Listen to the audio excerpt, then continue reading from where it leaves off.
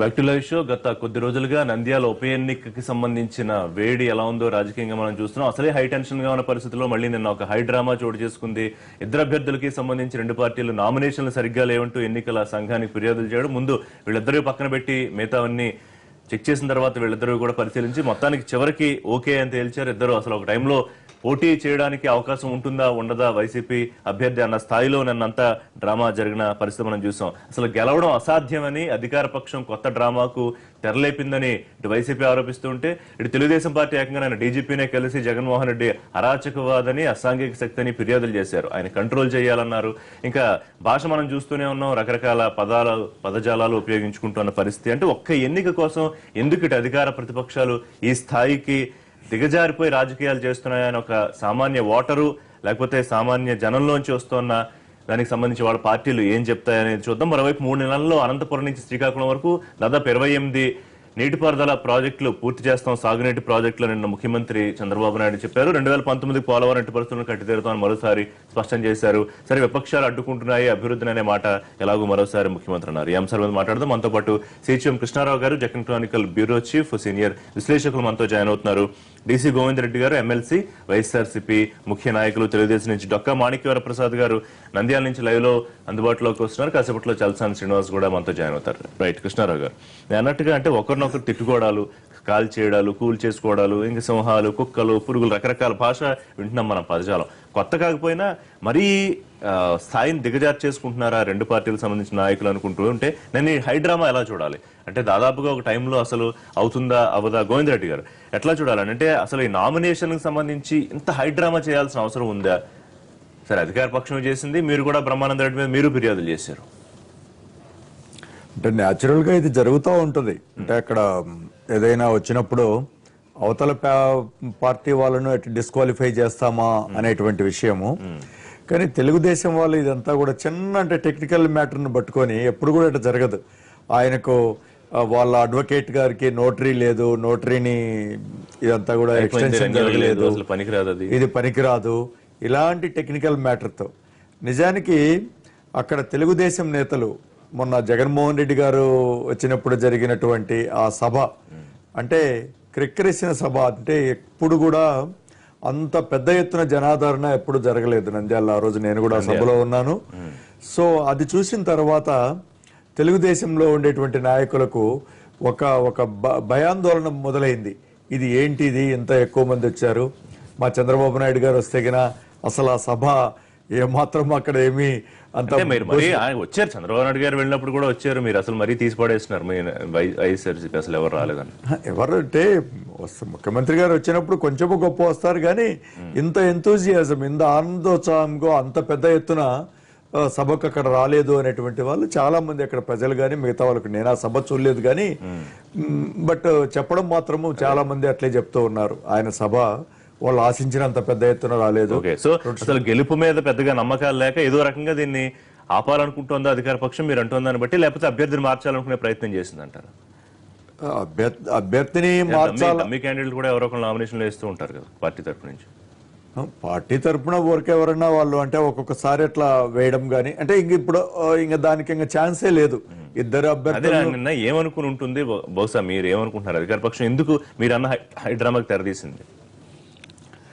అంటే ఇది ఇప్పుడు ఊరికే ఆ టెన్షన్ ఊరికే క్రియేట్ చేశారు తప్ప అందులో మీడియా క్రియేషన్ కూడా ఉంటుంది. యూజువల్ గా ఇట్లాంటివన్నీ కూడా రెండు అవతలు ఉంటే ఏదైనా టెక్నికల్ మ్యాటర్స్ లో ఈ డిఫెక్ట్స్ ఉంది చెప్పడం కానీ ఇదంతా కూడా అల్టిమేట్ గా అదంతా ఆమోదించారు. ఇంకా దానికి ఒక పెద్ద అది అంత ఆ టాపిక్ గురించి ఇంకా దాన్ని డిస్కస్ చేసిన ప్రాముఖ్యత కూడా ఆగి ఉంటే కనుక మరో రకంగా ఉండేది. మీరు అన్నట్టు మాణిక్యవర ప్రసాద్ గారు లైవ్ లో అందుబాటులోకి వచ్చారు. రైట్, మాణిక్యవర ప్రసాద్ గారు చెప్పండి, ఒక మాజీ మంత్రిగా మీరు గతంలో ప్రభుత్వం నడిపించారు, ఇప్పుడు అధికార పక్షంలో ఉన్నారు. ఒక ఎన్నికని చాలా సీరియస్ గా తీసుకోవడానికి ఎంత కారణం ఏంటంటే, ఒక ఎన్నిక ఏమన్నా ఓడిపోతే పరువు పోవడమో లేకపోతే ప్రాణం పోవడం అన్న స్థాయిలో జరగడం ఒక అంశం అయితే, నిన్న ఎంత హైడ్రామా ఎందుకు క్రియేట్ చేశారు? ఓడిపోతారని భయంతోనే చేశారనేది వైసీపీ మాట.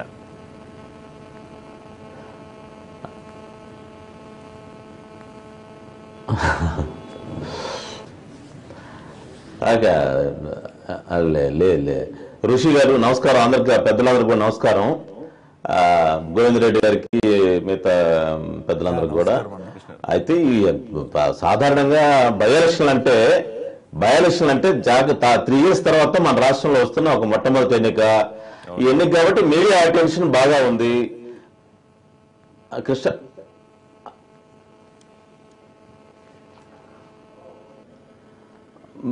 ఉంటుంది. దానివల్ల మీడియా అటెన్షను, ప్రజల అటెన్షను మొత్తం రాష్ట్రం కూడా చూస్తూ ఉంది. అందువల్ల ప్రతి సమస్యని కాస్త ఎక్కువగా ఫోకస్ చేయటం అనేది సహజం. అదేవిధంగా నిన్న నామినేషన్ ప్రక్రియలో కూడా ప్రతిసారి జరిగాయి. మేము పోటీ చేసినప్పుడు కూడా అవతల పార్టీ వాళ్ళు అబ్జెక్షన్ చేయటం, అవతల పార్టీ వాళ్ళ మీద మేము కూడా కొన్ని స్క్రూటినీ సమయంలో కొన్ని అబ్జెక్షన్ రేజ్ చేయడం జరుగుతూ ఉంటుంది. జనరల్ ఎలక్షన్ అయితే అన్ని చోట్ల జరుగుతాయి కాబట్టి పెద్ద ఫోకస్ ఉండదు. నిన్న కూడా నంద్యాల కాబట్టి నంద్యాల బై ఎలక్షన్ దానికి ఉన్న ఫోకస్ వలన ఈ స్క్రూటినీ టైంలో వచ్చిన అబ్జెక్షన్స్ కి పెద్ద చర్చ జరిగింది. అంటే ఇట్ ఈస్ వెరీ యూజువల్, దానికేం పెద్ద చర్చ లేదు. తర్వాత గోవింద్ రెడ్డి గారు సభ గురించి, లేకపోతే ఆ సభ ఏ విధంగా సెల్ఫ్ గోల్ అయింది ఆ విషయం చెప్పడం లేదు ఆయన. మొత్తానికి నంద్యాల ప్రజలు అభివృద్ధి వైపు ఉన్నారు, అభివృద్ధిని కాంక్షిస్తా ఉన్నారు. నంద్యాల ప్రజలకి గత 100 సంవత్సరాల్లో ఎప్పుడు జరిగిన అభివృద్ధిని ఈరోజు ప్రభుత్వం తీసుకెళ్తా ఉంది, చంద్రబాబు గారి నాయకత్వంలో వెళ్తా ఉంది. కాబట్టి అభివృద్ధి వైపు ప్రజలు మారుతా ఉన్నారు, ప్రజలు చూస్తా ఉన్నారు. ఈ అభివృద్ధి కొనసాగించాలంటే ఈ ఎన్నికల్లో చంద్రబాబు గారి నాయకత్వాన్ని బలపరిస్తే బాగుంటుందనే వాస్తవాలను కూడా ప్రజల్లో, మిడిల్ క్లాస్ లో, ఎడ్యుకేటెడ్ లో వచ్చింది.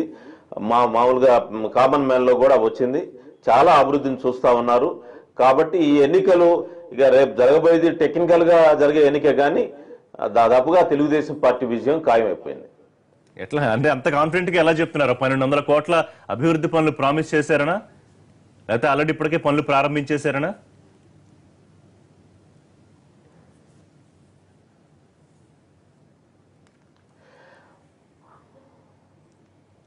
అట్లే కాదండి, నేను ప్రజలు అంటే ఏ కారణం వల్ల అభివృద్ధికి వచ్చిందో అవన్నీ వచ్చి ఎలా వస్తున్నా ఒకటే గాని, ప్రజలైతే ఈ నంద్యాలలో ఈ 100 సంవత్సరాల్లో కూడా ఇలాంటి అభివృద్ధి జరగదు, ఇలాంటి కార్యక్రమాలు జరగవు.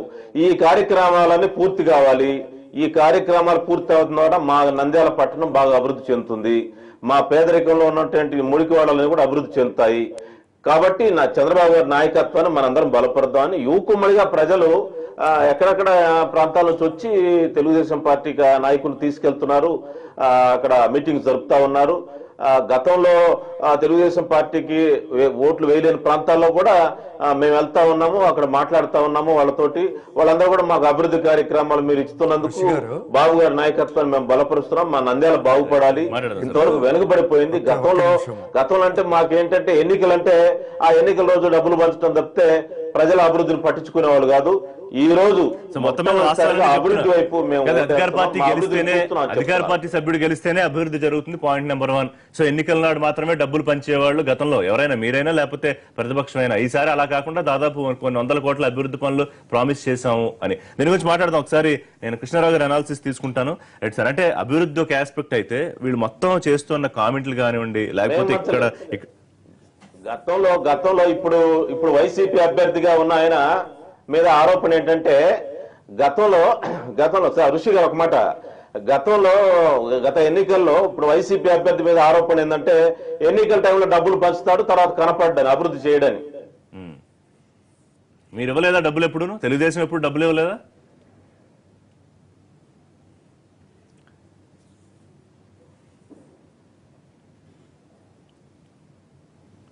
రైట్ కృష్ణారావు గారు,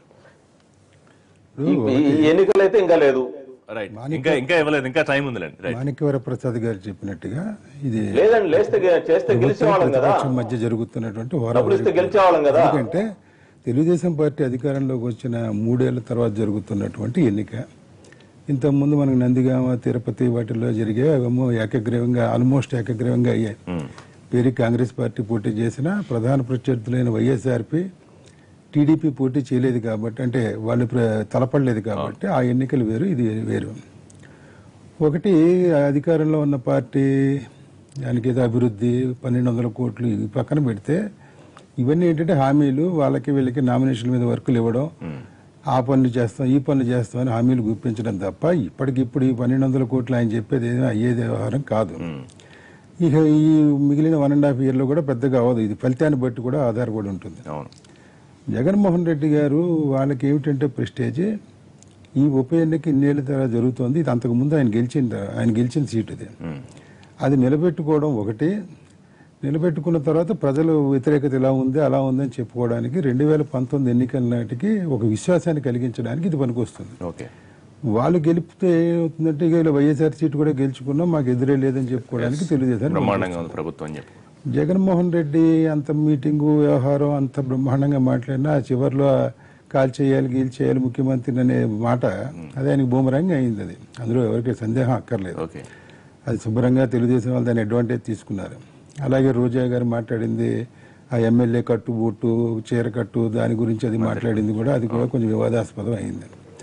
వీళ్ళేంటంటే అవి సెల్ఫ్ గోల్ వేసుకున్నారా ఇంకోటి ఇవి మాటలు దొరలడం నోటు దోల వ్యవహారం అనేది మీటింగుల్లో కొంచెం తగ్గించుకోవాలి. అది ఎన్నిసార్లు గతంలో అయినా కూడా ఈ జనాన్ని చూసో ఇంకోటో రెచ్చిపోయి ఏదో ఒక 4 మాటలు అంటే తప్ప మనకేం రావన్నట్టుగా ఉంది. ఒకటేంటంటే ఇవన్నీ ఒక పక్కన ఎత్తు రాజకీయంగా జనాలు ఎవరి వైపు ఉన్నారు ఏమిటనేది ఒకటి. ఎలక్షన్ మేనేజ్మెంట్ అనేది చాలా ఇంపార్టెంట్. ఈ ఎలక్షన్ మేనేజ్మెంట్లో చంద్రబాబు నాయుడు గారు ఒకటి రూలింగ్ పార్టీకి బై ఎలక్షన్ కొంత అడ్వాంటేజ్ ఉంటాయి. బికాస్ స్టాఫ్ అందరూ కూడా జనరల్ ఎలక్షన్లో అంటే ఒకలా పనిచేస్తారు, బై ఎలక్షన్లో ఇంకోలా చేస్తారు. ఎందుకంటే ఎలక్షన్లు అయిపోగానే మళ్ళీ ఇదే ఆఫీసర్లు ఇక్కడే పనిచేయాలి కాబట్టి కొంత అన్ని రకాలుగా అన్ని చూసుకుంటారు. ఇప్పుడు నాకు తెలిసి బాగా సమాచారం వీళ్ళు 100 వాళ్ళు 150 కోట్ల దాకా ఈ క్యాష్ డిస్ట్రిబ్యూషన్కి మద్యం మందు ఇవన్నీ ఈ వ్యవహారాలన్నింటికి కూడా వీళ్ళు ఏర్పాటు చేసుకున్నారు. ఇంత భారీ ఎత్తున దాదాపుగా 150 కోట్ల రూపాయలు బ్లాక్ మనీ కేవలం ఒక ఉప ఎన్నికకి ఒక అసెంబ్లీ ఎన్నిక అంటే మీరు అర్థం చేసుకోవచ్చు ఎంత ఏమిటనేది. ఉన్న ఓటర్లు ఎంత, వీళ్ళు పంచే వ్యవహారం ఏంటి, ఇదంతా కూడా ఇది మరి ఇది ఏమి ఎలక్షన్ కమిషన్ వాళ్ళు ఏం చూస్తున్నారో ఏందో ఏ నిఘా బృందాలు ఏం పనిచేస్తున్నాయో తెలియదు. కానీ ఇంత ప్రెస్టేజ్గా తీసుకోవాల్సింది ఏంటంటే ఇందాక చెప్పినట్టు ఈయనకి విశ్వాసం కలగడం కోసం ఈయన వాళ్ళేమో ప్రతిపక్షం ఏం లేదని చెప్పుకోవడం కోసం వాళ్ళ ప్రెస్టేజ్ కోసం తప్ప ఇప్పుడు గెలిచి 1.5 yearలో ఒరిగేది లేదు. మళ్ళీ జనరల్ ఎలక్షన్లో జరుగుతుంది. ఈ మాటలు ఈ వ్యవహారం ఇప్పుడు మంత్రులందరూ మోహరించడం, కార్యకర్తలు కార్పొరేషన్ చైర్మన్లు అందరినీ తీసుకెళ్లి అక్కడ పెట్టి అవి చేస్తాం, ఒక్కో వార్డు కోసం సందుకు ఒక ఇన్ఛార్జి పెట్టి ఇలా వాళ్ళు తీసుకుంటున్నారు ప్రెస్టేజ్గా. ఇది ఇప్పటి వరకు జరుగుతున్న ఎలక్షనీరింగ్ ఇందాక మీరు మొదట్లో చెప్పినట్టుగా ఇది ఆ మాటలు ఏమిటి, ఆ కథ ఏంది, వీళ్ళు వాళ్ళు తిట్టడం, వాళ్ళు వీళ్ళని తిట్టడం, నీకేముందన్నాం వాళ్ళు నీకేముందన్నాం, ఈ కంప్లైంట్లు ఇచ్చుకోవడం. ఇది నిన్న మరీ ఏంటంటే స్క్రూటినీ అంటే రిటర్నింగ్ ఆఫీసరు ఇది అథారిటీ. ఆ రిటర్నింగ్ ఆఫీసర్ అనే వ్యక్తి ఎవరు నామినేషన్లు స్క్రూటినీ రోజునే అందరు అభ్యర్థుల తరపున వాళ్ళు కానీ వాళ్ళ న్యాయవాదులు కానీ హాజరవుతారు. అది గోవిందరెడ్డి గారికి కూడా తెలుసు. ఈ స్క్రూటినీ జరిగే టైంలో జరిగినప్పుడు ఏంటంటే ఏవైనా అవకాశం ఉందా అని ఇద్దరు ప్రయత్నిస్తారు. అంటే నామినేషన్ ఆదిలోనే హంసబాదులాగా స్క్రూటినీలోనే ఎత్తిపోతే మనకి అడ్వాంటేజ్ కదా అనేది అనుకుంటారు అందరూ. సో అక్కడ ఈ ఏదో రామ తులసి రెడ్డి అనే ఆయన ఇచ్చిన చెల్లదు అట్లా ఇట్లా అని కొన్ని మాటలు అవి వచ్చాయి. చివరికి అల్టిమేట్గా ఎందుకు వచ్చింది, ఇప్పుడు ఇద్దరిది కంప్లైంట్ ఇద్దరు అలౌ చేస్తున్నాం అని రిటర్నింగ్ ఆఫీసర్ చెప్పినట్టున్నాడు. సో ఆ ఇష్యూ ఈజ్ క్లోజ్ ఉన్నావు. ఇవాళ నుంచి మళ్ళీ విత్ డ్రాయల్స్ ఇంకో 2-3 రోజులు టైం ఉంటుంది. బహుశా ఈ నాన్ సీరియస్ క్యాండిడేట్లను ఇద్దరిని ఉంచుకోవాలా లేదా అనేది వీళ్ళు కూడా తేల్చుకుంటారు. వీళ్ళే కొందరు పెట్టుకుంటారు. ఎందుకంటే వాళ్ళ ద్వారా వచ్చే ఎలక్షన్ ఏజెంట్స్ వ్యవహారం పోలింగ్ బూత్లో వాటిల్లో వీటిని పెట్టుకోవడానికి దానికి ఇండిపెండెంట్లను వాళ్ళని కూడా కొంత సహకారం తీసుకుంటారు. వీళ్ళు వాళ్ళ తరపున వాళ్ళకు వచ్చే సెక్యూరిటీ కూడా వీళ్ళు తీసుకునేవో ఇలాంటి కార్యక్రమాలకు ఉంటాయి. అలా కాకుండా మామూలుగా నాన్ సీరియస్ ఎవరైనా వేస్తే వాళ్ళని విత్డ్రా చేయడానికి కూడా ఏదో ప్రయత్నాలు జరుగుతాయి. ఇది ఈ ఇందులో ప్రభుత్వ వ్యతిరేకత ఉందా లేకపోతే ప్రతిపక్షానికి అనుకూలత ఉందా, ఇది ఏమిటనేది అది ఎలాగో అల్టిమేట్ గా పీపుల్ విల్ డిసైడ్. బ్రహ్మాండంగా జనం వచ్చారు, అదే పెద్ద ప్రామాణికం కాదు కదా. నేను ఎప్పుడో ఏలూరులో విజయభాస్కర్ రెడ్డి గారి మీటింగ్ చూశారు. అది ఇంతవరకు కని విని అరగల. ఆ తర్వాత విజయవాడలో పివి నరసింహరావు గారు కాంగ్రెస్ అధ్యక్షుడిగా పెద్ద మీటింగ్ జరిగింది. చేస్తే 10 లక్షల మంది జనం వస్తే జిల్లాకు ఒక సీట్ వచ్చింది, 10 సీట్లు వచ్చాయి కోస్తా జిల్లాలో మొత్తం ఆ రోజు అప్పుడు 1994లో. సో ఇది ప్రామాణికం కాదు. ఈ జనాలు వ్యవహారం electioneering is completely different. Electioneering లో చంద్రబాబు నాయుడు గారు కొంచెం సిద్ధహస్తుడు. ఐ థింక్ గోవిందరెడ్డి గారు కూడా దాన్ని ఏకీపిస్తారనుకుంటా. ఎక్కడ మేనేజ్మెంట్ చేయాలి కదా. అసలు పోలింగ్, జనాలను తరలించడం, ఎవరిని ఇన్ఛార్జ్ పెట్టడం, వాళ్ళకి ఎలా ప్రలోభపరచడాలో ఏ కార్యక్రమాలు అయితే అది అది అనుకూలం అవ్వచ్చు, ప్రతిదీ డబ్బుతో ముడిపెట్టాల్సిన అవసరం లేదు. కొన్ని ఆ మేనేజ్మెంట్ అనేది చాలా ఇట్స్ నాట్ అది మామూలుగా మాటల్లో చెప్పే వ్యవహారం కాదు, అది చాలా పకడ్బందీగా చేయాల్సింది. అది ఆయన అంత సిద్ధహస్తుడు కాబట్టి వీళ్ళు రెడీగా ఉంటారు, వీళ్ళ కార్యక్రమాలు వీళ్ళు చేసేది.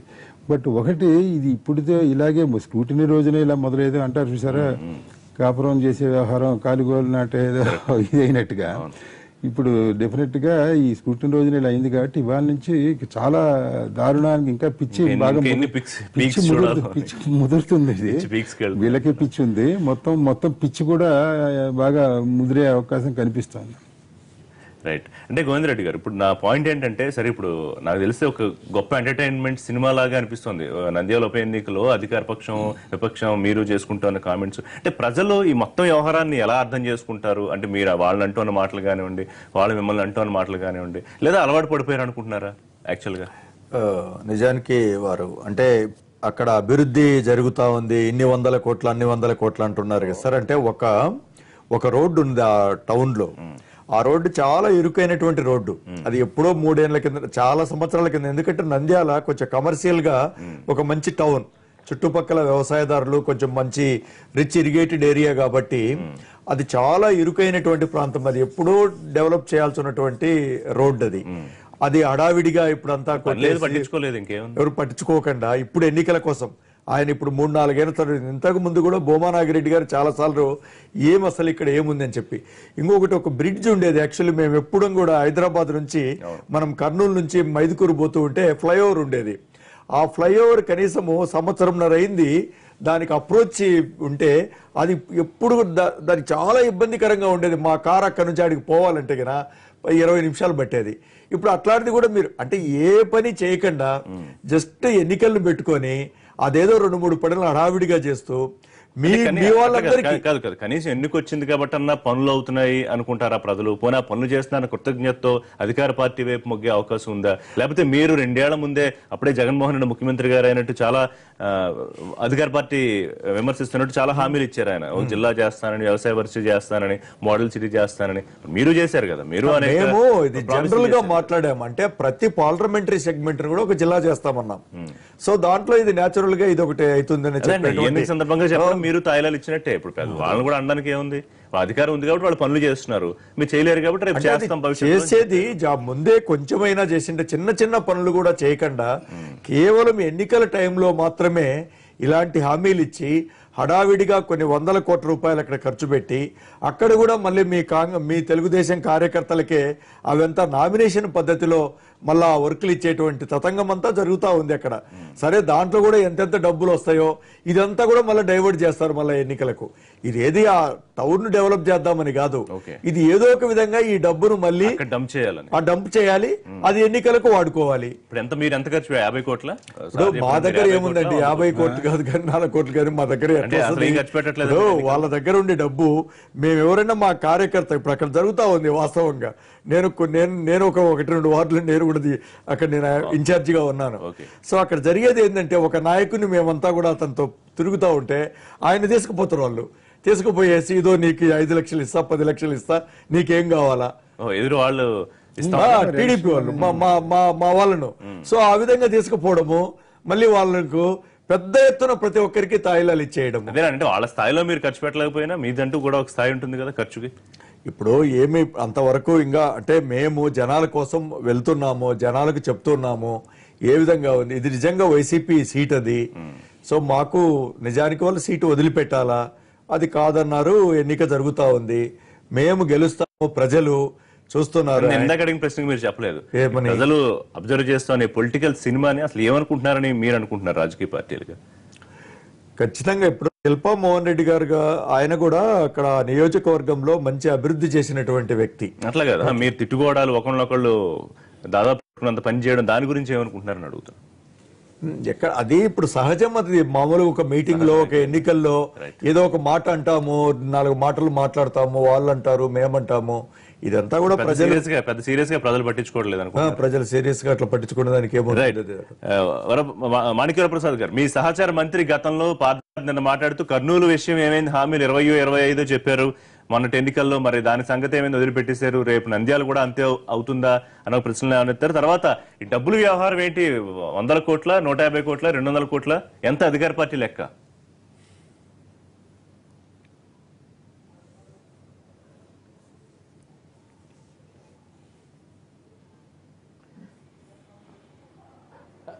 ఋషి గారు, ఎంత బై ఎలక్షన్స్ కాబట్టి ప్రచారం జరుగుతూ ఉంటుంది. నాకు తెలిసి నేను 3-4 డేస్ అయింది వచ్చి, అలాంటి వాతావరణం ఏమి లేదు ఋషి గారు. ఏదన్నా మీరెంత వాచ్ చేయొచ్చు, మీ మీడియా ఉంది, కేజే రావు గారు లాంటి ఎలక్షన్ అబ్జర్వర్స్ ఉన్నారు, నిఘా సంస్థలు ఉన్నాయి. ఇక్కడ ఏం జరుగుతుందో వాళ్ళని అడిగితే మీరు తెలుసుకోవచ్చు. జనరల్ గా ఎన్నికలనగానే అధికార పార్టీ డబ్బులు పెడుతుంది, అవతల శిల్పమ్మ 100 కోట్లు ఆయన పెడతాడని ఇట్లాంటి ప్రచారం నడుస్తూ ఉందండి. యాక్చువల్ రియల్లీ నేను చెప్తున్నాను, మరి అలాంటి వాతావరణం ఇంకా లేదు. ఇంకా మీరు ప్రచారం మీరు హైదరాబాద్ లో ఉన్న వాళ్ళు అనుకునే విధంగా అయితే మాత్రం ఇక్కడ లేదు. ఇక్కడ చాలా ఎవరు ప్రచారం వాళ్ళు చేసుకుంటా ఉన్నారు. ఈ ప్రచారంలో ఏంటంటే మొన్న జగన్మోహన్ రెడ్డి గారు కాల్చి చంపుతానని అనే మాట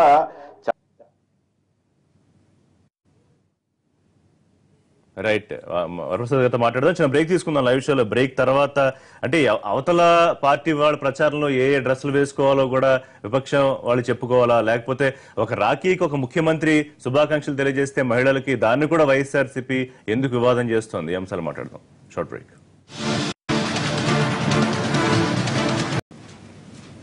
బ్యాక్ టు లైవ్ షో. మనతో చల్సాని శ్రీనివాస్ గారు జాయిన్ అయ్యారు, విశ్లేషకులు. అలాగే విభజన హామీలకు సంబంధించి అమలు కమిటీలో దానికోసం పోరాటం చేస్తున్నారు, ప్రత్యేక హోదా కోసం కూడా. శ్రీనివాస్ గారు, ముందు నంద్యాల గురించి మాట్లాడుకుందాం. నంద్యాల ఉప ఎన్నిక కోసం జరుగుతోన్న అధికార పక్షం ప్రతిపక్షం మధ్య మాటల యుద్ధం కానివ్వండి, కొంత హైడ్రామా కానివ్వండి, ఎట్లా చూస్తున్నారు మొత్తం వ్యవహారం? అంటే ఒక్క ఎన్నిక కోసం అక్కడ మొత్తం దాదాపు కేబినెట్ అంతా అక్కడే ఉందని విపక్షాలు సరే వీళ్ళు మొత్తం మోహరించారు. కేంద్ర రాష్ట్ర ప్రభుత్వాలు తమ ఉప ఎన్నికలు నెక్కడానికి సర్వశక్తులు ఒడ్డుతూ ఉంటాయి.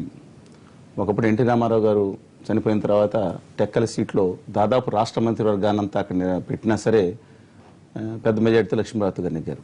అందువలన రాష్ట్ర ఒక వేవ్ వచ్చినప్పుడు ఎన్ని చేసినా అది అంత ఉపయోగం ఉండదు. కానీ వాళ్ళ రాష్ట్ర ప్రభుత్వం మాత్రం అత్యధికంగా అక్కడ మంత్రులు మోహరించే అధికార దుర్వినియోగం అనేది మామూలు అయిపోయిందని మనం అనుకోవచ్చు. కానీ ఆ దుర్వినియోగం అనేది అనేక చోట్ల కనపడతా ఉంది. మంత్రులు మీద వాళ్ళకి ఇచ్చి నిర్వహించిన బాధ్యతలు ఏంటి? రాష్ట్రానికి మొత్తం ఇచ్చాపురం నుంచి హిందూపురం వరకు తీసుకోవాలి. ఉప ఎన్నికలకు వెళ్ళటం తప్పు కాదు, అక్కడే కేంద్రీకరించడం. రెండో విషయం కూడానండి, భావోద్వేగాలు పెంచుతున్నారు. ఇవాళ మౌలిక సమస్యల మీద వైఎస్ఆర్ కాంగ్రెస్ పార్టీ చేసే పోరాటాన్ని ఖచ్చితంగా సమర్థించాలి, చాలా గట్టిగా పోరాటం చేస్తూ ఉన్నారు. కానీ వాళ్ళు జరుగుతుంది ఏంటంటే భావోద్వేగాలు, ప్రజల్లో ఒక నిర్ణయాత్మకంగా ఉండి ఒక మంచి వాళ్ళని ఎన్నుకోవాలి. మేమేం కోరుతున్నామని ఇంతకుముందు కూడా మంచి వాళ్ళని ఏ పార్టీలో ఉన్న కాంగ్రెస్, తెలుగుదేశం, ఇండిపెండెంట్గా ఉన్న మంచి వాళ్ళని నిజాయితీ పనులు ఎన్నుకోమని చెప్తున్నాం. ఇవాళ భావోద్వేగాలు ప్రతిపక్ష పార్టీ పెంచుతుంది, అధికార పార్టీ అంతకన్నా పెంచుతుంది. ఈ భావోద్వేగాల్లో ఎన్నికలు నడపాలని చూస్తూ ఉన్నారు. ఇది సరైన విధానం కాదు. అందువల్ల ఒక్కటి మేము కోరుతున్నదండి, కానీ ఒకటి ఆ రోజు ఎస్వి మోహన్ రెడ్డి గారు, భూమానారెడ్డి గారు, బావమరిది గారు ఒక మాట అన్నారు. మనిషి భావం ఎంత అనొచ్చు, మా ఊళ్ళో ఈ బాగా అభివృద్ధి చూసి మా ఊళ్ళో కూడా ఎమ్మెల్యే చనిపోతే బాగుంటుందేమో అని ఒక బాధాతత్వంతో ఒక వ్యాఖ్య వ్యక్తం చేశారు. కానీ ఒకటి మాత్రం ఆలోచించాలండి, వాళ్ళ నంద్యాల ప్రజలు మాత్రం సంతోషం ఒక విధంగా. ఎందుకంటానంటే ప్రభుత్వం ఏదైతే చర్యలు తీసుకుందో దానివల్ల లాభం జరుగుతుందో సంతోషంగా ఉన్నారు. ప్రతిపక్ష పార్టీ కూడా అక్కడ కాన్సన్ట్రేషన్ చేయడం వల్ల తప్పనిసరిగా నేను ఇదే విధంగా మిగతా 175 కాన్స్టిట్యూన్సీలో కూడా పూర్తిగా జరుగుతుందని నమ్మకం కూడా ఉంది. ఎన్నిక రిజల్ట్ అటు ఇటు అయింది అనుకోండి, జరగదేమో అని అనుమానాలు కూడా ప్రకటించిన తర్వాత నైతిక బాధ్యత ఉంటుంది, మిగతా ఇస్తూ ఉంటారు. నేను 174 కాన్స్టిట్యూన్సీలో ఈ ఇద్దరు పార్టీలు పెట్టే దాంట్లో కనీసం ఒక 10% కనుక ప్రతి కాన్స్టిట్యూన్సీలో పెడితే ప్రతి కాన్స్టిట్యూన్సీ కూడా డెవలప్ అవుతుందని నా ఉద్దేశం అండి. రైట్. అండ్ ఇంకోటి ప్రజలు ఎట్లా చూస్తున్నారు అనుకుంటున్నారు? ఈ ఆరోపణలు, తిట్టుకోవడాలు, ఒకళ్ళొకళ్ళు మరీ వేసుకునే డ్రెస్సుల గురించి కూడా కామెంట్ చేసుకోవడాలు, అది కొంచెం బాధాకరం. ఎందుకంటే జగన్మోహన్ రెడ్డి గారు కాల్చి చంపినా తప్పు లేదనే విధంగా మాట్లాడతాం. ఒక ముఖ్యమంత్రిని, రాష్ట్ర ముఖ్యమంత్రిని, ఇవాళ మాయావతి గారు ఉన్నా లేదా కరుణానిధి గారు ఉన్నా వాళ్ళు చేయవలసిన ఆ విధంగా మాట్లాడలేదు. కానీ ఇంతకుముందు తెలుగుదేశం పార్టీ నేతలు కూడా అసెంబ్లీలో కూడా అదే విధంగా మాట్లాడారు. భావోద్వేగాలు రెచ్చగొడతాం అనేది మాత్రం ఖండించాలి. ఒక ఎమోషన్లో తీసుకెళ్తా ఉన్నారు. కానీ అక్కడ ప్రజలు మేము కోరుకునేది ఏంటంటే ఎమోషనల్ కాకుండా ఇప్పుడు ఏ పార్టీలో ఉంటారో తెలియదు. ఇప్పుడు ఆ పార్టీ నేత ఈ పార్టీలో ఉన్నారు, ఈ పార్టీ నేత ఆ పార్టీలో ఉన్నారు, నెగ్గిన తర్వాత ఏ పార్టీలో ఉంటారో తెలియదు. నీతి నిజాయితీ నీతి అభివృద్ధిని ఆస్వాదించండి. అన్ని ప్రాంతాల ప్రజలు కూడా మాకు కూడా అభివృద్ధిని చేయండి అని అడగండి. నీతి నిజాయితీ ఉన్న వాళ్ళని ఎన్నుకోమని మాత్రం ఉన్న క్యాండిడేట్స్ లో Right. ప్రతిపక్షం కాదు, అధికార పక్షం కాదు, అందులో ఇండిపెండెంట్స్ కూడా వేసిన వాళ్ళు ఉన్నారు. నీతి నిజాయితీ ఉన్న వాళ్ళని ఎన్నుకోమని మాత్రం కోరటం అనేది ఇష్యూ క్లోజ్ చేసే ముందు గోవింద్ రెడ్డి గారు ఇప్పుడు నిన్న ఫిర్యాదు చేశారు, అసలు జగన్ అరాచకాన్నో లేకపోతే ఆయన అసాంఘిక శక్తిగా తయారయ్యాడని అడ్డుకోండి, నిలువరించండి అని డీజీపీకే కంప్లైంట్ చేశారు. సరే, లింగారెడ్డి లాంటి కొంత తెలుగుదేశం పార్టీ నాయకులు అసలు మీ పార్టీ సభ్యత్వాన్ని రద్దు చేయాలని ఎన్నికల సంఘానికి ఫిర్యాదు చేస్తా ఉంటున్నారు. ఇప్పుడు ఎన్నోసార్లు తెలుగుదేశం నాయకులు ఎన్నో మాటలు మాట్లాడారు జగన్మోహన్ రెడ్డి గారిని. మరి దాని గురించి మనం ఏమంటాము? ఒక మాట ఏదో దొరికినంత మాత్రాన మీరు అంత సీరియస్ తీసుకొని ఇప్పుడు దాంట్లో స్పిరిట్ తీసుకోవాలి.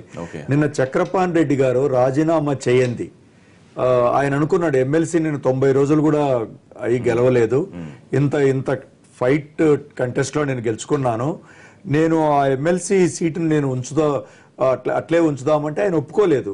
ఎందుకంటే ఒక ప్రిన్సిపల్ స్టాండ్ గా మీరు మా పార్టీలోకి రావాలి అంటే కూడా ఎమ్మెల్సీ రాజీనామా చేయండి అన్నాడు. అంతకుముందు ఎస్వి మోహన్ రెడ్డి గారు ఆయన కూడా ఎమ్మెల్సీ తెలుగుదేశంలో గెలిచారు. అది ఎలివేట్ అవ్వలేదు. ఇప్పుడు మీరు కాల్ చేయమన్న వ్యాఖ్యలతో ఇది పక్కకు పోయిందిగా రాజీనామా. అంటే వాళ్ళు ఏంటంటే వాళ్ళు చెప్పుకోవడానికి ఏది లేక దీన్ని ఊరిక చాలా ఎక్కువగా చేసేసి ఉన్న ప్రిన్సిపల్ స్టాండ్ ను అంత సభలో కూడా ఆయన చెప్పినాడు. నిజానికి ఒక విధంగా చక్రపాణి రెడ్డి గారు కూడా నేను ఎందుకు చేయాలి, నేను రాజీనామా అడిగినప్పుడు మాట్లాడదాం అప్రిషియేట్ చేయాలండి. అపార్ట్ ఫ్రమ్ దట్ ఆయన శాసనమండలి చైర్మన్ గా వచ్చే అవకాశం ఉందనుకున్న పదవి వచ్చిన దానికి ఒక నిజాయితీ నిబద్ధతానికి అప్రిషియేట్ చేయాలి. కానీ సభలో వాచాలత్వం ఏంటంటే వాళ్ళు మాట్లాడిన గౌరవప్రదంగా మీరు సవరించుకోవడం మంచిదని వరప్రసాద్ గారు. ఏంటి జగన్మోహన్ రెడ్డి పార్టీ సభ్యత్వమే రద్దు చేసే వరకు వెళ్తున్నారు మీరు? సరే, ఫిర్యాదులను చేశారనుకోండి, ఆయన అరాచకవాదం అసాంఘిక శక్తితో ఆయన గురించి మీరు చర్యలు తీసుకోండి, కులాలని మతాలని రెచ్చగొడుతున్నాడు అని, దాంతోపాటు పార్టీని కూడా తీసేయాలంటారా? అంటే కాదు అంటే అంటే లేదు, నిన్న ఒకటి జరిగిందండి. నిన్న ఒకేసారి మొన్న జగన్మోహన్ రెడ్డి గారు కాల్చి చంపండి అంటాం, రోజా గారు చాలా విషయాలు చాలా అబ్యూజ్డ్ గా మాట్లాడటం, తర్వాత అక్కడ జోగి రమేష్ గారు ఏదో ఒకటి మాట్లాడాడు, మన బాద్సార్ దగ్గర మాట్లాడు, ఇట్లా ఈ లాంగ్వేజ్ అంతా కూడా చాలా దౌర్జన్యంగా దుర్భాషలాడుతూ లాంగ్వేజ్ వాడుతూ ఉన్నారు. ఒక నిమిషం, ఈ పరిస్థితుల్లో హలో చెప్పండి ఈ పరిస్థితుల్లో అసలు ఏంటి ఇలా జరుగుతూ ఉంది, దీని మీద ఎన్నికల కాలం సంఘం ఇలాంటి వాళ్ళని డిస్క్వాలిఫై చేయాలి అని చెప్పి తెలుగుదేశం పార్టీ నిన్న మెమోరాండం ఇవ్వడం జరిగింది, చర్య తీసుకోవాలని జరిగింది. అందువల్ల నేనేది ఏంటంటే వైసీపీ మీరు ఒకసారి రోజు వైసీపీ తరఫున జరుగుతున్న ప్రెస్ మీట్స్ గమనించండి, లేకపోతే టీడీపీ జరుగుతున్న ప్రెస్ మీట్స్ గమనించండి. కొందరు అటు ఇటుగా ఉన్నప్పటికీ కూడా చాలా ఎక్సీడ్ అవుతున్నారు వైసీపీ వాళ్ళు, ఫ్రస్ట్రేషన్ గురి అవుతున్నారు. అంత లాంగ్వేజ్ అన్ని పెద్ద ప్రతి మాటని ప్రజలు ఒక చీఫ్ మినిస్టర్ పట్టుకొని అలాంటి లాంగ్వేజ్ మాట్లాడాల్సిన అవసరం, లేకపోతే ఒక అమ్మాయి చుడిదార్ వేసుకుంటే తప్పేంటంటే హత్యలు జరుగుతున్నాయండి మా రాయలసీమలో. ఎంత తెలుగుదేశం మా వైసీపీ నాయకులను అట్లాంటి వ్యక్తిని అంటే ఒక మాట కాల్ చేసినా తప్పు లేదు అన్నట్టుగా అన్నాడు, కాల్చమని చెప్పలేదు. ఏదేమైనా కూడా పార్టీ దాన్ని ఎక్కడ దానికి సారీ చెప్పకుండా నిర్ణయం తీసుకుంటే ఉండొచ్చు కదా తప్ప.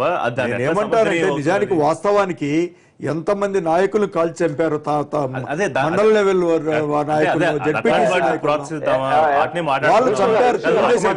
చెప్దామా? ఋషి గారు ఒక మాట, ఋషి గారు చెప్పండి. ఋషి గారు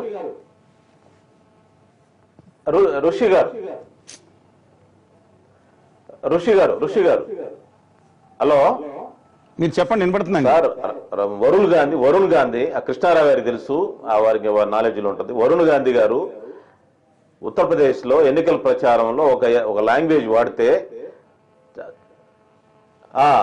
ఒక మాట వాడితే ఆ మాటకి అతను 20 రోజులు జైల్లో ఉన్నాడండి వరుణ్ గాంధీ గారు.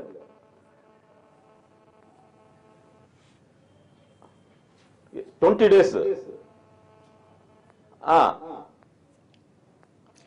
మరి ఇక్కడ మాట్లాడిన కాల్చి చంపుతా అనేది దేని కింద వస్తుందండి? అది రాదా? It will not equal to that word. Right, చూద్దాం. మీరు నాయకులు చేసిన ఫిర్యాదుకి మరి ఏమన్నా స్పందిస్తారా? ఎలక్షన్ కమిషన్ ఏమన్నా స్పందిస్తుందా? చూద్దాం. రైట్, కృష్ణారావు గారి పోలవరం గురించి నిన్న సరే ముఖ్యమంత్రి ప్రతివారం దాని సోమవారాన్ని పోలవరంగా మార్చుకోవడం, అక్కడికి వెళ్లి చూడడం ఇదంతా జరుగుతుంది. అయితే ఆయన 3 నెలల్లో 28 ప్రాజెక్టులు ఏవో పూర్తవుతాయని చెప్పారు. అది ఎంతవరకు అవకాశం ఉంది? రెండోది ఆయన 2018కి గ్రావిటీ ద్వారా ఇచ్చేస్తామని చెప్పడం, తర్వాత నిన్న 48,000 కోట్ల లెక్క చెప్పారు ఆయన మాటల్లో. 16,000 ఆ ప్రాజెక్ట్ పూర్తి చేయడానికి, తర్వాత 32,000 శ్రీనివాస్ గారు భూసేకరణ పునరావాసానికి. అంటే 48,000 కోట్లే ఆంధ్రప్రదేశ్ ప్రభుత్వం ఫైనలైజ్ చేసి చెప్పబోతోందా? ఆ మొత్తం కనీసం వచ్చే అవకాశం ఉందా? ఎస్ఆర్ రేట్ల ప్రకారం మొదట 10,000 కోట్ల రూపాయలు అనుకుంది, 16,000 కోట్ల రూపాయలు పెరగడం. కేంద్ర ప్రభుత్వం ఇచ్చిన ప్యాకేజీలో స్పష్టంగా మేము పీపీఏకి పోలవరం ప్రాజెక్ట్ అథారిటీ ఆమోదిస్తే తప్ప మిగతా రేట్లు పెంచమని చెప్పడం జరిగింది. పోలవరం ప్రాజెక్టుకు నివేదించడం జరిగింది. 32,000 కోట్ల రూపాయలు 3వ ప్రాజెక్టు నివేదిక, ఇప్పుడు 4వ ప్రాజెక్టు నివేదిక 48,000 కోట్లు, 5వ ప్రాజెక్టు 62,000 కోట్లు అవుతుందని ఆర్థిక శాఖ అధికారులు ఇచ్చిన పత్రం ఇది. సరే, నేను దాని మాట డిస్ప్యూటింగ్ దట్. ఈ నేపథ్యంలో కేంద్ర ప్రభుత్వం ఇస్తానని చెప్పిన హామీ ఏంటంటే 16,000 కోట్ల రూపాయల్లో 8,000 కోట్ల రూపాయలు ఆల్రెడీ ఇచ్చున్నాము. ఇప్పుడు ఇచ్చే దాంట్లోనేమో 5,000 కోట్ల రూపాయలు ఇంతకుముందు ఏఐబిపి యాక్సిలరేటెడ్ బెనిఫిట్ ప్రోగ్రామ్ మీద 5,300 కోట్లు ఇచ్చున్నాం. 2,900 కోట్ల తర్వాత ఇచ్చున్నాం. మనం 200 కోట్లు రిలీజ్ చేసాం. ఇప్పుడు మిగిలిన దాంట్లో 8,000 కోట్లు 2,900 కోట్లు ఎలక్ట్రిసిటీ కంపెనీ చేస్తే 5,000 కోట్లు మాత్రం ఇస్తామని చెప్పి విధంగా మాట్లాడితే కేంద్ర ప్రభుత్వం స్పష్టత లేదు. రాష్ట్ర ప్రభుత్వం మేము కోరేది ఏంటంటే పారదర్శకంగా ఉండాలి నిర్ణయాలు. మేము అందరం కోరుకుంటున్నాం. పోలవరం కింద మార్చుకున్నారు. I'm not disputing, but Polavaram project Sadhana Samiti, మేము ఎర్రనారాయణ స్వామి గారి పెద్దలు కానీ మేము కానీ ఆ రోజు పోలవరం సాధన సమితి గురించి పోరాడాం. ఇవాళ మేము కోరుకునేది పారదర్శకంగా ఉండాలి. ఇవాళ రాష్ట్ర ప్రభుత్వం 4 నెలల అమూల్యమైన కాలాన్ని ఇంతకుముందు వృధా చేసింది. ఇవాళ 2018 లోపల కఫర్ డామ్లో పెట్టి, కఫర్ డామ్ అనేది ఎందుకు కడతారంటే అది నీళ్ళని డైవర్ట్ చేయడానికి కడతారు. ఆ కఫర్ డామ్తో నీళ్ళని నేను ఇస్తానని చెప్తే పొరపాటు మేము గోదావరి జిల్లాలో కింద ఉన్నాం. మేము కింద పాలకోలేండి మాది.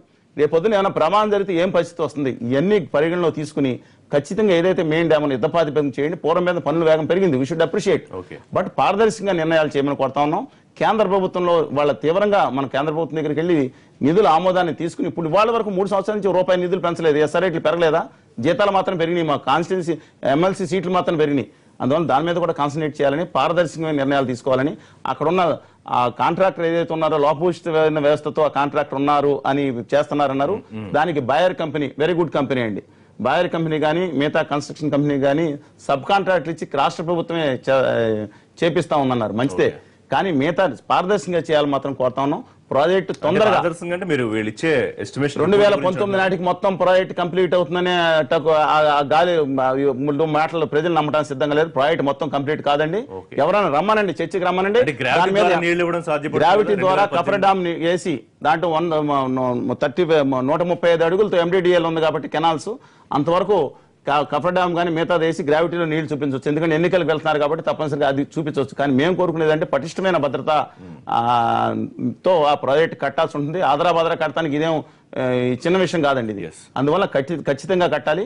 ఏదైతే దాంట్లో నిలబెట్టుకోవాలని మేము వాళ్ళని అభినందించాల్సిన పని లేదు, అభినందించాల్సిన పని తొందరగా చేస్తున్నందుకు. కానీ నిర్మాణాత్మక దృష్టితో గట్టి ప్రాజెక్ట్ మెయిన్ ప్రాజెక్ట్ ఏందో దాని మీద కాన్సన్ట్రేట్ చేయమని చెప్పి కోరుతా ఉన్నాను. ఒకటి స్పిల్వే అవ్వాలి, నెక్స్ట్ స్పిల్వే ఛానల్, అన్నిటికన్నా మించింది రాక్ఫీల్డ్ డ్యామ్.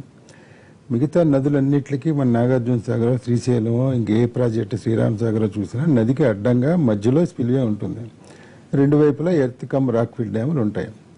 ఈ పోలవరానికి ఉన్న, గోదావరికి ఉన్న స్పెషాలిటీ ఏంటంటే దీనికి ఇచ్చిన డిజైన్లో ఇది ఒక మొత్తం అంతా ఇసుక ఫౌండేషన్ కాబట్టి 200 మీటర్ల లోతులో ఇసుక ఉంది కాబట్టి మధ్యలో మీకు నిర్మించడం సాధ్యం కాదని ఒక సైడ్కి స్పిల్వే పెట్టారు. అంటే almost right side of the Polavaram డ్యామ్లో మీకు స్పిల్వే ఉంటుంది. మీ వాళ్ళు మంచి సిరీస్ రాశారు. చంద్రశేఖర్ అనే అతను, మీ రిపోర్టర్ వెళ్ళి సిరీస్గా చాలా గొప్పగా రాశాడు. అది అవ్వాలి. అది ముందు స్పిల్వే అయిన తర్వాత రాక్ఫీల్డ్ డ్యామ్ మొదలెట్టాలి. ఇప్పుడు ఈ వర్షాల్లో రాక్ఫీల్డ్ డ్యామ్ మన కాఫర్ డ్యామ్ అనేది ఇంపాసిబుల్ ఈ ఇంత ఫ్లడ్లో. ఎందుకంటే ఫ్లడ్ అనేది అక్కడ మ్యాక్సిమం రికార్డ్ అయింది 1986 ఆగస్టు 22వ తేదీన 35 లక్షల క్యూసెక్కులు అని ఎస్టిమేట్ వేశారు. దానికి 1.5 టైమ్స్లో ఇప్పుడు ఏంటంటే మ్యాక్సిమం ఫ్లడ్ 50 లక్షలకైనా మినిమం ఉండాలనే ఉద్దేశంతో దీన్ని డిజైన్ పెట్టారు. సో ఈ కాఫర్ డ్యామ్ అనేది ముందు స్పిల్వే అయిపోతే కాఫర్ డ్యామ్ కట్టి వచ్చే ప్రవాహాన్ని స్పిల్వే ద్వారా మళ్లించడం, అది ఒకటి ఆస్పెక్ట్. ఈ కాఫర్ డ్యామ్ అనేది టెంపరీ స్ట్రక్చర్, దాన్ని పర్మనెంట్గా పెట్టాను. బట్ ఏంటంటే కాఫర్ డ్యామ్ కట్టినా కూడా దానికి ఇన్ని లక్షల క్యూసెక్కులతోనే దానికి కట్టాలి. ఎందుకంటే రేపు పొద్దున్న ఏమవుతుంది అనేది తర్వాత ఈ రాక్ఫీల్డ్ డ్యామ్ అయిపోతే coffer dam will be dismantled. అది అన్ని చోట్ల చేసేది మనం పులిచింతల్లో కూడా చూసాం. ఇది అన్ని 2018 మార్చి జూలై అని చెప్పేది ఊరికే బక్వాస్, అది అఫ్సైడ్, అది అవదు కూడా. గ్రావిటీ ద్వారా నీళ్ళు గ్రావిటీ ద్వారా నీళ్ళు అంటే స్పిల్వే ఒక పోర్షన్ కట్టి దానిపైన గేట్లు పెడతారు, 45 గేట్లు ఏవో ఉన్నదానికి. స్పిల్వే సిమెంట్ స్ట్రక్చర్ కాబట్టి అక్కడ దాకా వచ్చి నీళ్ళు ఆగుతాయి కదా, అది ఈ లెవెల్ సరిపోతే రైట్ కెనాల్కి దానికి ఇవ్వచ్చు. అది సరే, అది ఇవ్వడం వల్ల ఇప్పుడు ఎలాగో ఇస్తున్నారు కదా, పెద్ద లిఫ్ట్ ఏం కాదు కదా, పట్టిసీమ ద్వారా కూడా ఇస్తున్నారు కదా, కుడికాలలో పడేస్తున్నారు, ఇక్కడికి వెళ్తుంది అక్కడికి వెళ్తుంది, 8000 క్యూసెక్కులు అది కెపాసిటీ. సో ఇది అవ్వదు. రెండోది మీరు చెప్పిన ఎక్స్పెండిచర్ ఇది ఏంటంటే ఈ పెద్ద పెద్ద డ్యాములు ఈ స్ట్రక్చర్లకి 16,000 కోట్లు 20,000 కోట్లు కట్టే వరకు ఓకే. ల్యాండ్ ఎక్విజిషన్ సంబంధించి రేపు పొద్దున్న నీళ్లు నిలబెట్టడానికి ఇది అవరోధంగా మిగులుతుంది. మీరు ల్యాండ్ ఎక్విజిషన్, ఈ రీహాబిలిటేషన్, రీసెటిల్మెంట్ తేల్చకుండా అప్పుడు కోర్టులు కూడా ఆదేశిస్తాయి నువ్వు నీళ్లు నిలబెట్టద్దని. అంటే స్ట్రక్చర్ అయిపోతుంది. నీళ్లు నిలబెట్టాలంటే దానికి అసలు మామూలుగా ఇవేమీ లేనప్పుడు కూడా వెంటనే నిలబెట్టరు. మొదటి ఏడాది కొంతవరకు పర్మిషన్ ఇస్తారు సెంట్రల్ వాటర్ కమిషన్ వాళ్ళు, డ్యామ్ సేఫ్టీ అథారిటీ వాళ్ళు ముందు 10 టీఎంసీలు పెట్టండి అంటారు, 20 అంటారు, అలాగే మొత్తం చివరికల్లా మొత్తం దాని కెపాసిటీ దానికి 2-3 ఏళ్ళు పడుతుంది. ఇప్పుడు పులిచింతలు కూడా ఇప్పటికి కూడా దానికి 45 టీఎంసీల కెపాసిటీ ఇది రాలా, ఇంకా 35 దానికే పెట్టమన్నారు. అది వేరే. అది ముందు అసలు ఈ స్ట్రక్చర్ అయిపోతే ల్యాండ్ ఎక్విజిషన్ ఇవ్వడం అది మెల్లగా ఇవ్వచ్చు. లేకపోతే తర్వాత సెంట్రల్ గవర్నమెంట్ ఇంతవరకు ఆ కమిట్మెంట్ లేదు కాబట్టి అది ఈ గవర్నమెంటా మళ్ళీ 2019లో ఏ గవర్నమెంట్ ఇక్కడ వస్తుందో అక్కడే వస్తుందో వాళ్ళు అది చూసుకునేది. బట్ ఈయననేది 38,000 45,000 కోట్లు అంటే ఇది డెఫినెట్ గా ఈ ల్యాండ్ ఎక్విజిషన్ 2013 చట్టం అమలు చేస్తే డెఫినెట్ గా అంతవరకు వెళ్తుంది. ఇప్పుడు అది పక్కన పెట్టి ముందు అసలు ఈ స్ట్రక్చర్లు అయితే చంద్రబాబు నాయుడు గారు నిజంగా చరిత్రలో మిగిలిపోతాడు, చాలా గొప్ప. ఇప్పుడు రాజశేఖర రెడ్డి గారు ఏదో కొంత మొదలుపెట్టి అంత ముందు 30 ఏళ్ల పాటు ఎవరు ముట్టుకోలేదని ఆయన ముట్టుకున్నాడు, చేశాడు. పోనీ ఆయన హయాంలో జరగాల్సింది ఏదో కొంత జరిగింది, మెయిన్ది కాలేదు, దానికి వేరే కారణాలు ఉన్నాయి. ఈయన చంద్రబాబు నాయుడు గారు వచ్చి ఇరిగేషన్ రంగంలో చేసి తీసుకున్నాడంటే అది చేస్తే ఉపయోగం. బట్ అవదు వెంటనే మీరు అనుకున్నట్టు ఈ రాక్ ఫిల్ గేక్ ఫిల్ ఇవన్నీ స్పిల్వే ఛానల్ ఇవన్నీ ప్రతిపక్షాలు జీర్ణించుకోలేకపోతున్నాయి, ఇది నేను పూర్తి చేస్తున్నాను అన్న వాస్తవాన్ని అని అన్నారు ముఖ్యమంత్రి. అట్లా కాదండి, అన్ని ఇప్పుడు ప్రాజెక్టులన్నీ చేసింది పెద్ద ఎత్తున చేసింది ఇదంతా కూడా జలయజ్ఞంలో రాజశేఖర రెడ్డి గారు ఈ ప్రాజెక్టు కూడా చేద్దాం అనుకున్నారు, చేశారు. లెఫ్ట్ రైట్ కెనాల్ అంతా కూడా కెనాల్ అంతా ఆయన కాలంలో తవ్వింది, మిగతా అన్ని కూడా ఈజ్ ఏ కంటిన్యూస్ ప్రాసెస్. కానీ దాని మీద రోజు ఇంకా అదంతా కూడా ప్రతి ఒక్కటి కూడా అంటే ముఖ్యమంత్రి గారు తహసీల్దార్ పనిచేసి అంతా కూడా ప్రతిదానికి నేనే అక్కడికి పోయేసి, లేకంటే ఒక ఎగ్జిక్యూటివ్ ఇంజనీర్ పని చేపించేసి ఇట్లాంటి ఎవరి పని వాళ్ళు దగ్గరగా మానిటర్ చేయకూడదు అంటారా ముఖ్యమంత్రి? చెయ్యొచ్చు, నేను చేయవద్దని చెప్పడం లేదు, కానీ అంత లోయెస్ట్ లెవెల్ కంటే మనం వెళ్ళేసి ఎక్కడ ఏది చేయాలనేది ముఖ్యమంత్రి గారు పని చేయాలి నేను అనేది. అదంతా కూడా ప్రతి చిన్న విషయంలో కూడా ఇదంతా కూడా ఎక్కువ ప్రాపగండా కోసము అంత తాతాలు పడవద్దు. వరప్రసాద్ గారు, ఫైనల్ గా అంటే జరిగేదానికన్నా ప్రభుత్వం లేకపోతే ముఖ్యమంత్రి గారు ఎక్కువ దీనికి ప్రచారం చేస్తున్నారా? వైసీపీ అట్లాంటి ఆరోపణ చేస్తుంది. ఎన్ని చేయలేదు రాజశేఖర రెడ్డి గారు?